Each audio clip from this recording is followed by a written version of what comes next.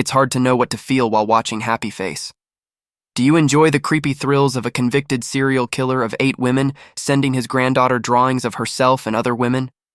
Or do you feel the guilt and unease the killer's daughter experiences as the identity of her father chips away at her life?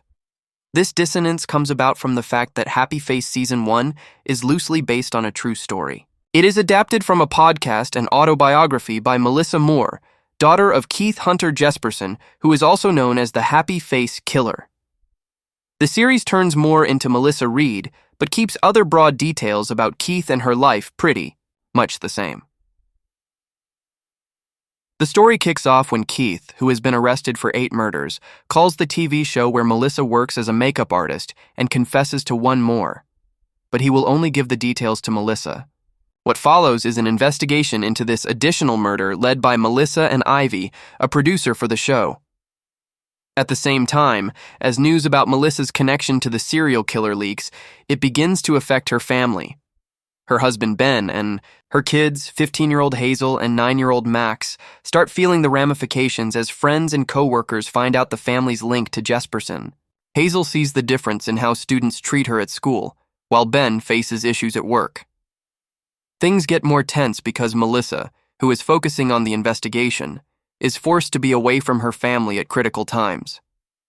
As a whole, the Happy Face Season 1 follows a two-pronged approach to this story. On the one hand, it has all the markers of a crime thriller. Melissa and Ivy's investigation into the new murder offers a solid mystery to hang on to. We see them look for clues, collect evidence, and speak to witnesses like in any other crime drama. The series pulls the puzzle together, piece by piece, and with a few twists in between. At the same time, there is a sense that Keith is hiding something or planning something much bigger. This side of the series leans into the drama. Tensions are high, and the story is meant to offer a riveting and twisted mystery, though it does not always succeed. It also emphasizes the unique thrill of a serial killer story. Dennis Quaid's performance as Jesperson is designed to give you the creeps and pique curiosity about what goes on inside the head of a man who killed 8 women. On the other hand, the show explores how Melissa's ordinary white picket fence life gets disturbed when people find out she's related to a killer. Friends change their behavior, little Max loses a playmate, and prejudice raises its ugly head. Melissa and Ben face issues in their relationship. Through clips from the past and events of the present, the series also looks at how many people suffered at the hands of Keith, Melissa, her brother Shane, their mother June, and even relatives of Keith's victims. This is meant to be a more grounded version of storytelling, a realistic portrayal of life as a killer's relative. The two sides of the show simply don't work together. You can't easily pair high thrills, mystery, and suspense with an unvarnished, grave depiction of reality. But the show forces them together and even flits between the two sides of the story in each episode. It leads to a tonally jarring experience where the mood shifts with every scene, which is just not a fun watch. The inconsistency and clashing of moods get worse in the second half when the story tries to up the ante on both ends.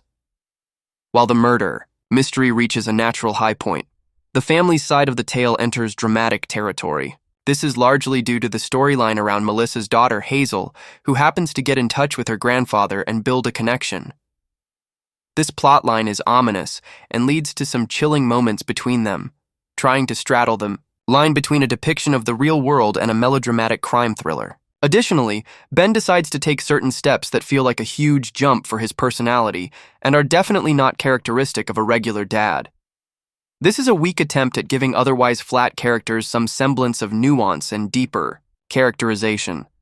But instead of doing that, it just feels like watching them jump from one genre to another as they engage in increasingly absurd behavior. It doesn't help that the pacing is off and certain episodes feel stretched out, with even the murder mystery losing its momentum. Annalee Ashford's portrayal of Melissa begins to get monotonous, and some of Quaid's dialogues feel laughable instead of creepy. Despite all the time the story spends on talking about guilt and duty and justice, it doesn't actually address these themes in a meaningful way.